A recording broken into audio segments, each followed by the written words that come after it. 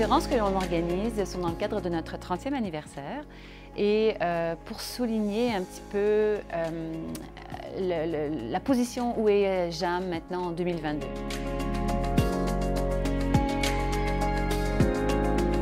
C'est-à-dire que pendant des années, pendant 30 ans, nous avons travaillé à jumeler des bénévoles avec des enfants, souvent des jumelages qui ont été interculturels, parce que beaucoup de nos bénévoles sont québécois, beaucoup de nos enfants ils sont issus de l'immigration. Et l'idée, c'était de montrer comment il y a tout l'historique des 30 dernières années, mais aujourd'hui, en 2022, quels sont les sujets qui nous passionnent, qui nous intéressent à JAM à travers tous ces rapprochements interculturels.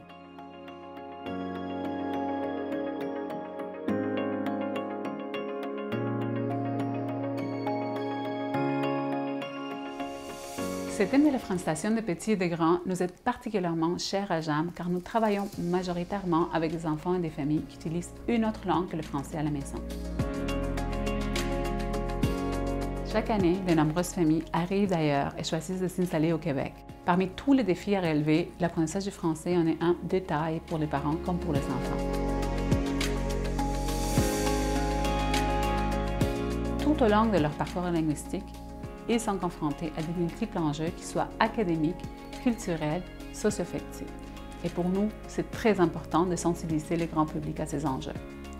C'est pour cela que nous avons tenu à inviter des enseignantes, Camille Larrivée, enseignante en classe d'accueil au primaire, et Isabelle Baudouin, enseignante en francisation des adultes, qui ont pu nous partager leurs perspectives professionnelles et nous aider à mieux comprendre cette réalité vécue par les enfants en classe d'accueil et par leurs parents en francisation.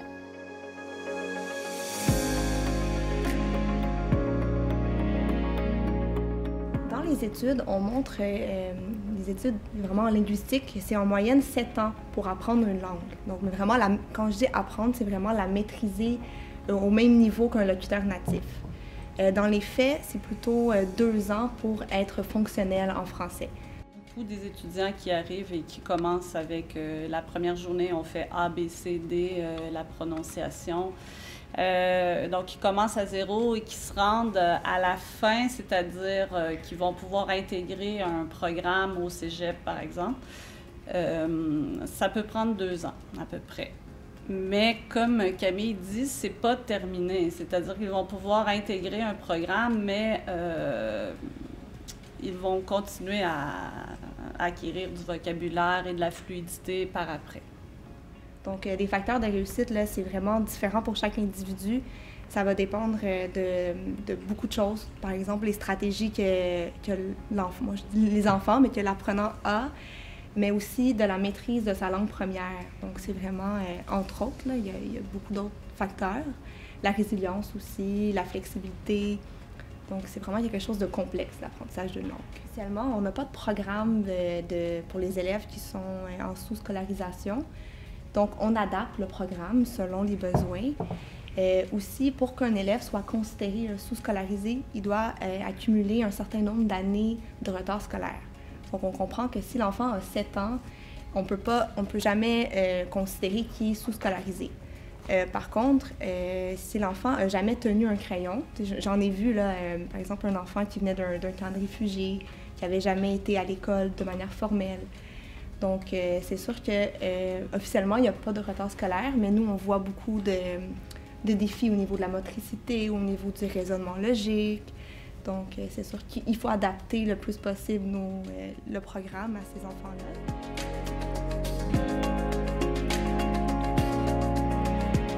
La connaissance de la langue maternelle est importante. Cependant, aux adultes, on l'utilise beaucoup moins. On fait référence beaucoup à leur culture d'origine. Ça, oui, on pose beaucoup de questions sur toi dans ton pays, plus par rapport aux habitudes culinaires, à autre chose par rapport à ce qui est culturel ou ce qui vient de leur pays. La météo, bon, quand on voit la météo, oui, on voit la météo du Québec. Quel temps fait-il à Chicoutimi? On regarde la carte à Ottawa, à Toronto. Mais de temps en temps, on va voir la capitale de ton pays, quel temps il fait maintenant. Donc, sur Internet, on a ça. Juste pour... oui, tu parlais de valoriser, ben c'est ça, valoriser, nous, c'est pas tant la langue maternelle, mais leur culture d'origine, oui. La langue maternelle, je trouve que ça paraît, un adulte qui a une bonne maîtrise de sa langue maternelle, ça l'aide certainement à... Par exemple, s'il sait c'est quoi un adjectif dans sa langue, s'il sait c'est quoi un verbe à l'infinitif dans sa langue, il risque de mieux comprendre comment ça fonctionne le français. On leur permet d'utiliser des traducteurs électroniques souvent, mais il y a certaines périodes où je vais dire, pour cette période-ci, on n'utilise pas les appareils électroniques, on va utiliser d'autres stratégies, ou on va utiliser juste, par exemple, les dictionnaires en français, unilingue français. Donc voilà, à l'occasion, je peux dire justement comment on écrit tel mot dans différentes langues juste pour s'amuser, mais je ne l'utilise pas vraiment dans mon enseignement. En début d'année particulièrement, pour que les enfants se sentent bien, qu'ils sentent que leur langue première est valorisée. Donc, je vais faire beaucoup d'activités comme la fleur des langues. Je vais lire même des fois des livres qui sont en français et dans une autre langue. Je peux même inviter parfois des parents. Je leur fais un rappel parce qu'il y a beaucoup de parents, ils veulent bien faire. Ils me disent « Ah, nous, à la maison, là, on parle juste français maintenant. » Comme, là, je leur dis « Merci, c'est vraiment un bel effort, mais c'est super important, votre langue première. Gardez-la, lisez dans votre langue maternelle. Surtout, les enfants, quand ils sont plus jeunes, s'ils ne sont pas exposés à leur langue première, bien, ils peuvent la perdre, ils peuvent oublier. Donc, je leur fais des rappels. Je leur explique même que un enfant qui lit bien dans sa langue première va faire les transferts positifs en français. Donc, parfois, ça les surprend, mais je suis vraiment je suis un peu fatigante avec ça. Là, je leur rappelle souvent. Puis, c'est ça. Même la science le démontre. Si on regarde des études en linguistique, c'est ce que ça nous dit.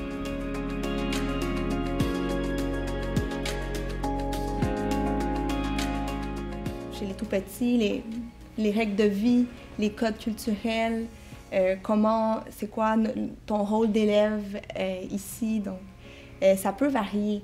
Il y a des élèves pour qui le choc culturel est moins grand, mais il y en a que leur système d'éducation est complètement différent de celui d'ici. Les élèves ont beaucoup de préoccupations, beaucoup de démarches à faire. Donc, nous, c'est sûr que ça affecte beaucoup sur le plan des absences et des présences et donc du temps qu'ils peuvent consacrer à l'étude.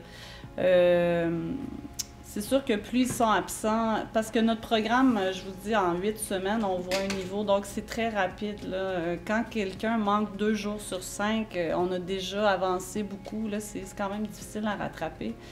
On essaye par différentes façons là, de leur envoyer le matériel, mais il n'y a rien comme être dans la classe en même temps que tout le monde pour apprendre la même chose. Un enfant qui vient d'un pays où il y a un conflit armé, bon, mais c'est pas pareil. On s'entend, il a peut-être vécu des choses, entendu des choses qui peuvent être traumatisantes. Alors, c'est sûr que l'enfant n'est pas nécessairement disposé à apprendre. Et ça peut prendre plusieurs mois là, avant qu'il apprenne les bases du français parce qu'il n'est juste pas là au niveau affectif. Ça, j'en ai vu malheureusement. C'est notre réalité. C'est quelque chose d'autre qui me vient. Ce qu'ils apprécient beaucoup d'ici, en tout cas la très grande majorité, c'est la sécurité et la paix. Oui, ça c'est vraiment ce qui revient souvent. Les parcs, où il y a beaucoup de parcs. Les bibliothèques. Pour un enfant, il y a quand même un choc culturel. Je dirais que le froid, c'est pas banal.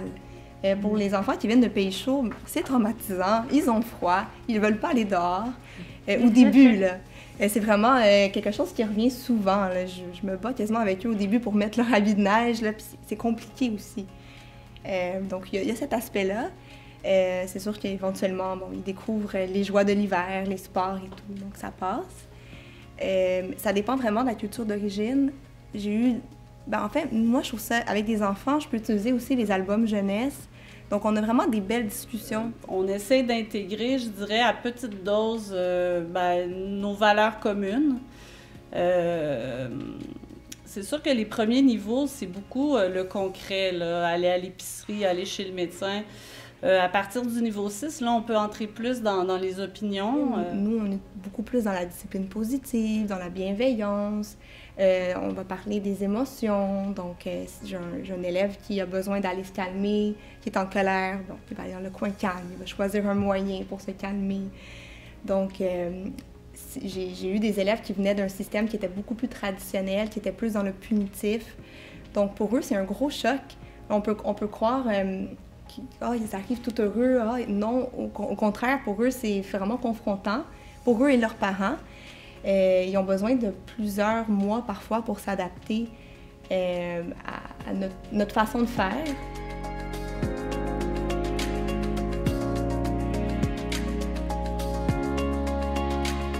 Je vais parler un petit peu plus de l'accueil.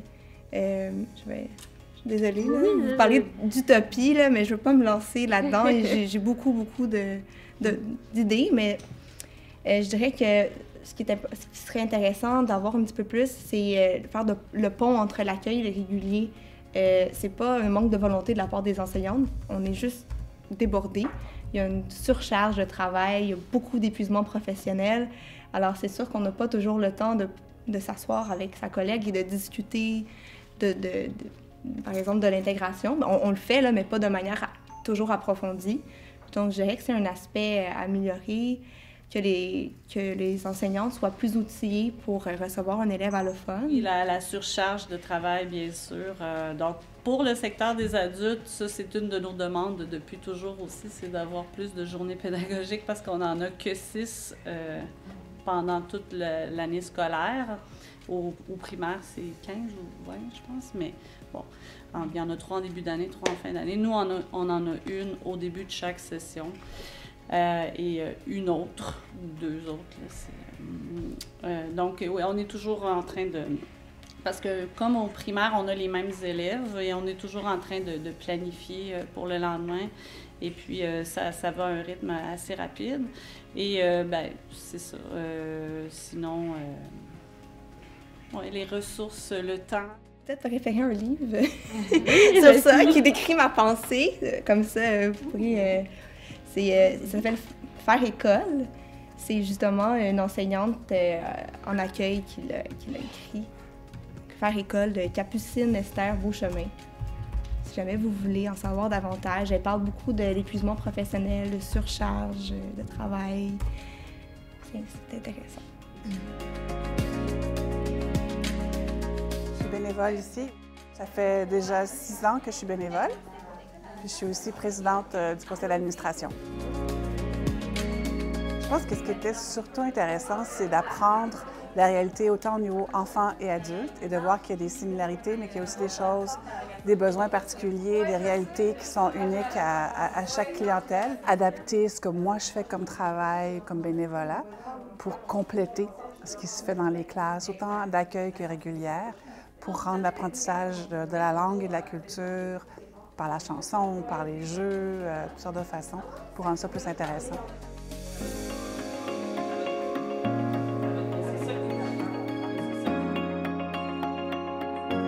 Nous, c'est sûr que nos bénévoles viennent enrichir le vocabulaire du français. Ils vont augmenter les champs de connaissances des enfants.